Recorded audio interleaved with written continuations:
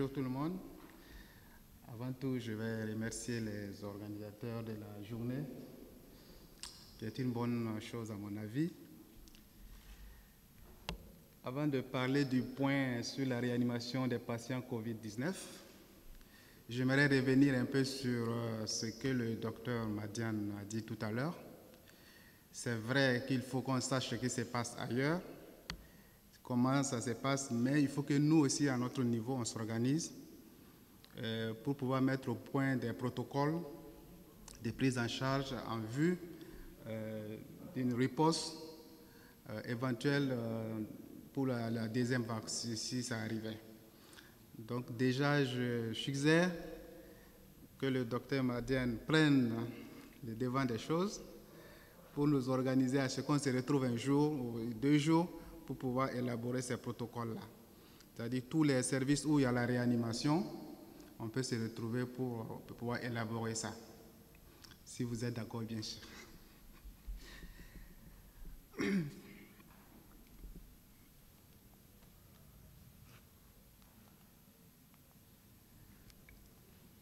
Donc, on va essayer de suivre le plan suivant. Après une introduction, donc on verra les critères d'admission des patients en réanimation. Je pense que ça a déjà été vu ce matin. On va survoler. On verra les stratégies de prise en charge des patients COVID-19 en réanimation, en passant par l'assistance respiratoire des patients, à savoir l'oxygénation, la ventilation mécanique, l'ECMO, les corticoïdes, les anticoagulants. Et enfin, on va conclure.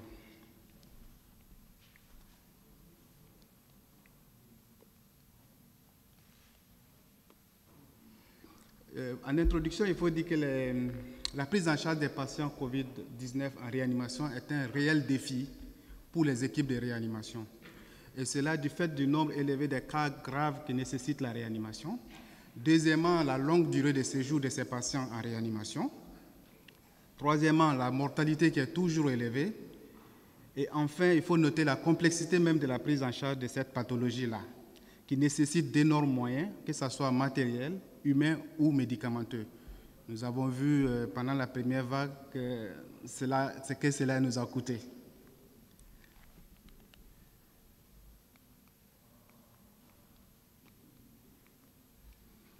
Heureusement, les problèmes que pose cette prise en charge au niveau de la réanimation semblent trouver de plus en plus de solutions avec l'adoption de nouvelles stratégies de prise en charge de ces patients graves après presque 1 an d'évolution de la pandémie, ce qui nous a permis, en tout cas de nos jours, à mieux cerner la prise en charge de cette pathologie-là.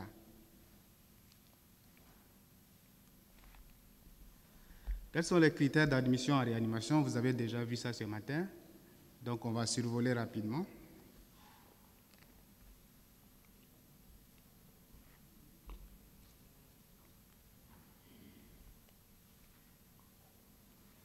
Donc, tous les patients qui sont admis en réanimation ont besoin d'une assistance respiratoire, sinon ils ne seraient pas admis en réanimation. Donc, cette assistance respiratoire va partir d'abord de l'oxygénation, qui sera administrée soit par lunettes, soit par des masques à haute concentration d'oxygène jusqu'à 15 litres, ou par une oxygénation nasale humidifiée à haut débit, de type OptiFlow, qui peut nous délivrer de l'oxygène jusqu'à 70 litres par minute. Donc, tout dernièrement, nous avons acquis quelques appareils qui nous ont permis de prendre en charge ces patients. Sans ça, ces patients on serait obligé directement de les intuber, alors qu'on sait que de nos jours, il faut retarder l'intubation le plus tardivement possible. C'est la nouvelle stratégie. Avant, il fallait intuber vite, vite. De nos jours, il faut la retarder le plus longtemps possible. Quant à la VNI, la ventilation non invasive, sa place elle est indéterminée.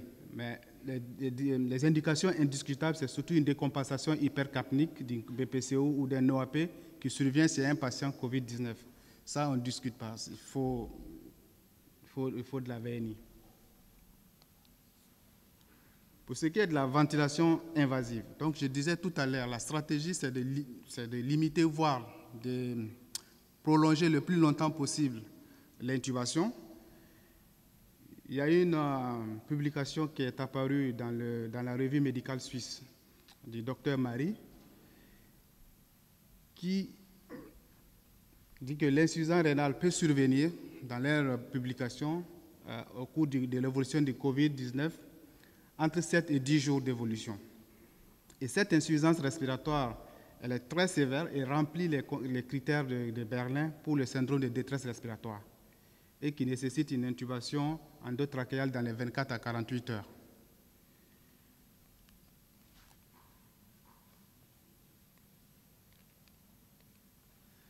Donc, elle a essayé de comparer le syndrome de détresse respiratoire conventionnel avec le syndrome de détresse respiratoire conventionnel dans les syndromes de détresse respiratoire dans le cadre du Covid-19. Donc, par rapport aux critères de Berlin, le délai de survenue, c'est dans les 7 jours après le facteur déclenchant dans les syndromes conventionnels, dans les SDRA conventionnels. Par contre, il est variable dans le cas du Covid, pouvant aller jusqu'à 10 jours. L'imagerie thoracique, on a des opacités, il n'y a pas une grande différence. Pour ce qui est de l'origine de l'édème, pareil, il n'y a pas de différence. Pour ce qui est de l'hypoxémie, ça a permis de classer le syndrome de détresse respiratoire en 3 types, modéré, sévère, modéré, léger, modéré et sévère. Donc, de toute façon, quand on va faire le rapport P sur F, ça sera toujours la même classification, ça ne change pas. Maintenant, pour ce qui est de la compliance, dans les SDRA conventionnels, cette compliance, elle est abaissée. Par contre, dans le syndrome de détresse respiratoire aiguë dit au Covid-19, elle peut être abaissée ou normale. Donc, ce qui va stratifier les patients en 2 types, qu'on appelle des phénotypes, le phénotype L et le phénotype H. Donc, c'est des patients qui ne vont pas répondre à des PEP élevés. Donc, vous voyez déjà la différence quand on va les ventiler. Donc, c'est des patients ces patients, par exemple, ce sera inutile pour eux de les ventiler avec des PEP élevés. Ça ne sert à rien. Donc, on a présenté ici le scanner de ces patients-là, de phénotype L. Donc, on voit que le poumon, il est aéré. Donc, ce n'est qu'au niveau basal qu'on a des petits infiltrats. Donc, le problème qui se pose, faut-il faire un scanner systématiquement à tous les patients qu'on va admettre en réanimation? La question est posée. Quant à moi, je pense que oui. Maintenant, l'assistance est là, on va en discuter. Pour moi, ce sera important déjà parce que leur profil scanographique est différent. Donc, il sera important de déjà savoir quand on va les admettre en réanimation, sur quel pied danser.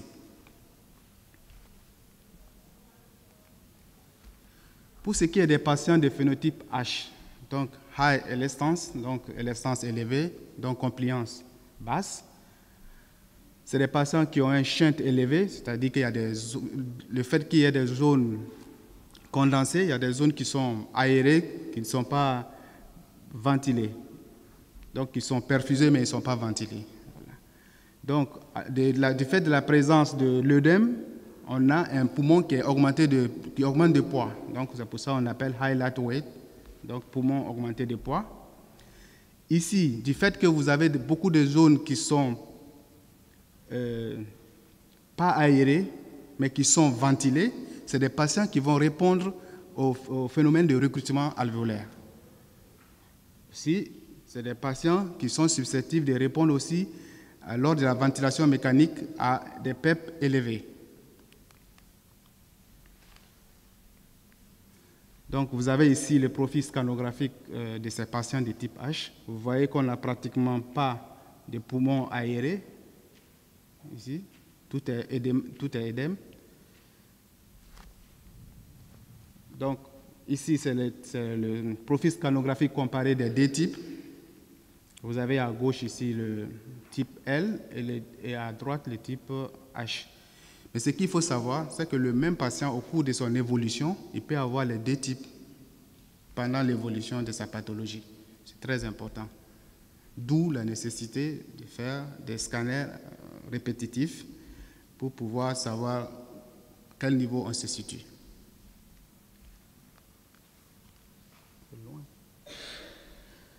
Donc, la stratégie de la ventilation mécanique va différer, comme je le disais tantôt, entre les deux types L et H.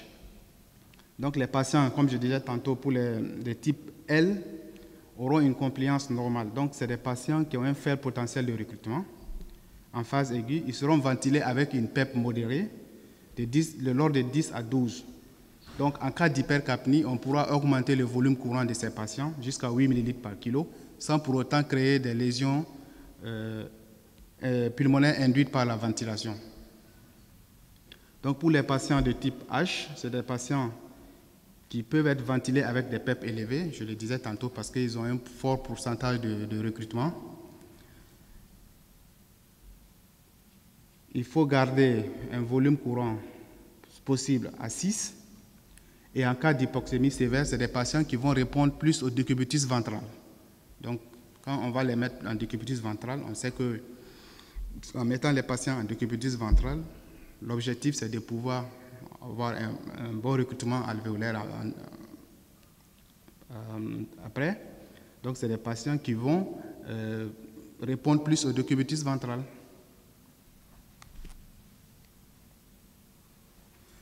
Donc, voici la stratégie de ventilation mécanique. Donc, il faut d'abord savoir si votre patient il a une bonne compliance ou il a une compliance ABC. S'il a une compliance qui est normale ou subnormale, c'est-à-dire les patients de type L, ils seront ventilés avec des PEP de l'ordre de 8 à 12. On fera le rapport P sur F, c'est-à-dire pour voir le degré de l'hypoxémie. Si on avait un P sur F qui est supérieur à 100 et que cette amélioration perdure, on va continuer à un sévrage progressif à ce niveau. Maintenant, vous avez un P sur F qui est inférieur à 100. C'est un patient qui a une hypoxémie très très sévère. Donc, il faut mettre le patient en décubitus ventral. Vous faites le rapport P sur F. S'il est supérieur au seuil de décubitus dorsal, ça veut dire si vous avez une amélioration, on arrête le décubitus ventral et s'il y a toujours amélioration, ça conduit au sévrage. Maintenant, vous avez le patient qui a des types L et des types H avec une compliance qui est ABC. Donc, c'est des patients qu'on a dit qui répondent à des PEP plus élevés, de l'ordre de 12 à 14. On fait toujours le rapport P sur F. Quand on fait la gazométrie, on fait le rapport PaO2 sur FiO2. Si c'est inférieur à 150, décubitus ventral. Et on suit l'autre schéma comme à gauche, comme tantôt. Si on est ici, supérieur à 150, amélioration qui persiste, sévrage progressif. Donc, amélioration progressive de PaO2 sur FiO2. Sinon, il faut réaugmenter la PEP quand on se trouve à ce niveau. Parce qu'au début, on avait descendu, il faut encore réaugmenter. Je pense qu'on en avait parlé lors de la première présentation à l'hôpital militaire. Donc, ici, s'il y a une amélioration, on va passer en aide inspiratoire en vue de sévrer le patient de la ventilation mécanique. L'autre moyen qui a eu un regain d'intérêt de nos jours pour l'oxygénation des patients COVID-19, c'est l'ECMO. L'ECMO, c'est un système, c'est une technique d'assistance respiratoire et cardio-respiratoire qui va assurer l'oxygénation et la perfusion des organes en attendant que la restauration de leur fonction. Donc, c'est un système qui permet, c'est comme si c'était une circulation extracorporelle. On va dériver le sang du patient, ça va passer par un appareil qui va oxygéner et ça va retourner. Donc c'est comme si c'était une circulation extracorporelle. Un peu d'historique par rapport à cette ECMO-là. Elle a été instituée la première fois en 1970 pour des hypoxémies réfractaires, mais les résultats étaient très très décevants parce que c'était la première fois, bon, les techniques n'étaient pas bien maîtrisées.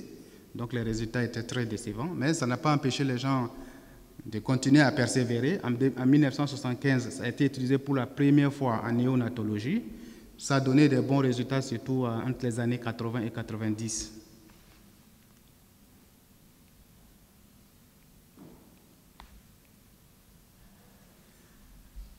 Donc, dans les années 90-2000, il y a eu l'amélioration de cette technique-là.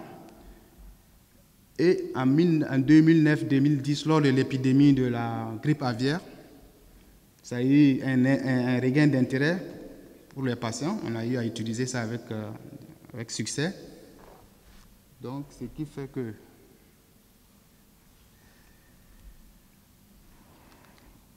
voici ce que je disais tout à l'heure, le circuit. Voici la veine fémorale. Le système, ça consiste à aspirer le sang par la veine fémorale. Ça passe, donc c'est la pompe qui va l'aspirer. Ça passe par un oxygénateur. L'oxygénateur va recevoir l'oxygène soit pur à 100%, soit mélangé à l'air. Donc au début, ça sera de l'oxygène 100%. Et après, on va réduire le FiO2 en mélangeant l'air pour pouvoir sevrer le patient quand les fonctions seront rétablies.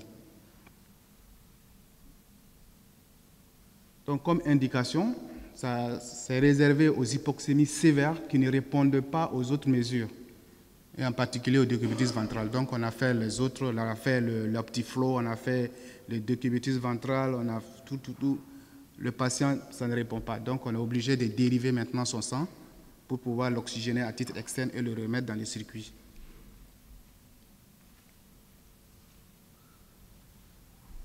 Donc, il y a une étude qui a été publiée en août 2020 qui avait inclus 23 patients. C'est la plus grosse étude sur cette technique-là. Et les résultats, ça a montré qu'il y a seulement 31% de décès. Après 60 jours d'évolution. Voilà. Après 60 jours de suivi, la mortalité était de 31%. Donc, les conclusions montrent que l'intérêt récent de l'ECMO dans le traitement des SDRA sévères du COVID-19. Donc, c'est vraiment une technique qui améliore la mortalité.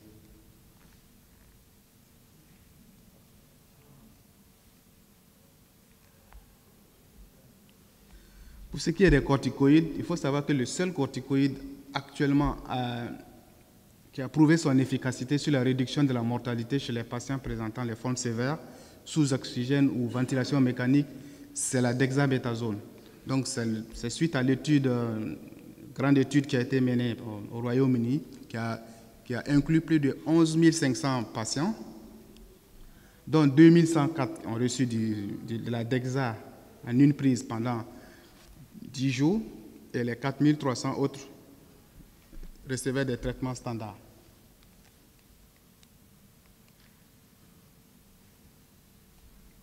Les résultats, c'est qu'il y a eu 30% de réduction de la mortalité chez les patients qui étaient ventilés et 20% chez les patients qui étaient sous oxygène. Voilà.